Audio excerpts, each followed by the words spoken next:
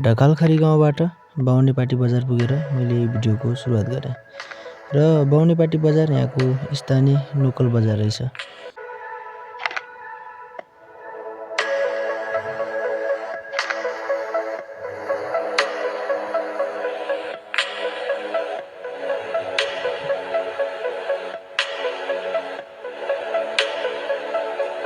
र यसै गरी म चाहिँ मेलम्ची बजारतर्फ हिँडेँ र हिँड्ने क्रममा बिचबिचमा फुलहरू र सँगसँगै विद्यालयको बस पनि मेरो अघि गइसक्यो र हिँड्ने क्रममा यो चाहिँ आलु खेती हो, आलु हो र यहाँ चाहिँ विशेष गरी आलु लगाइँदो रहेछ जता पनि।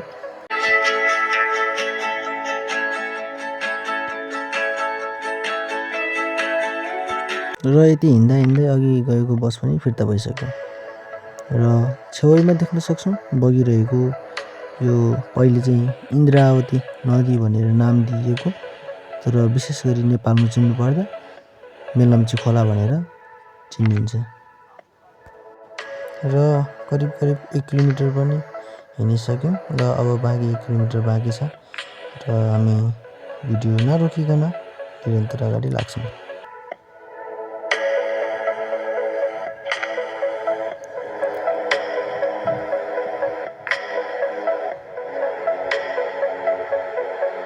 र यति हिँडेपछि मेलम्चीको बोटतिर पनि पुगियो र सँगसँगै एउटा बसमा देख्न सक्छौँ घुम्न जाउँ मेलम्ची लेखेको छ र घुम्न आउनु होला पक्कै पनि र हामी मेलम्ची बजारतिर।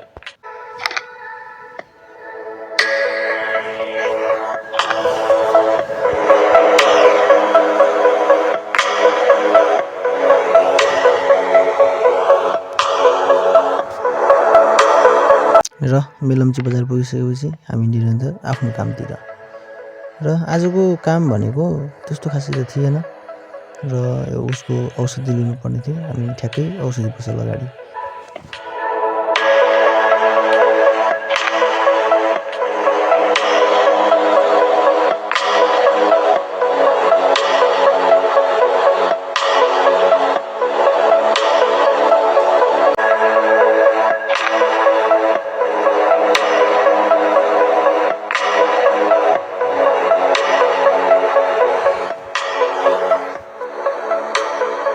र उसको औषधि किनिसकेपछि हामी मेरो कपाल काट्नुपर्ने थियो, त्यसैले लाग्यौँ हेयर कटिङतिर र हेयर कटिङमा मान्छेहरू हुने रहेछ। केही टाइमपछि मेरो कपाल काट्ने सुरु हुन्छ र लाग्यौँ कपाल काट्नेतिर।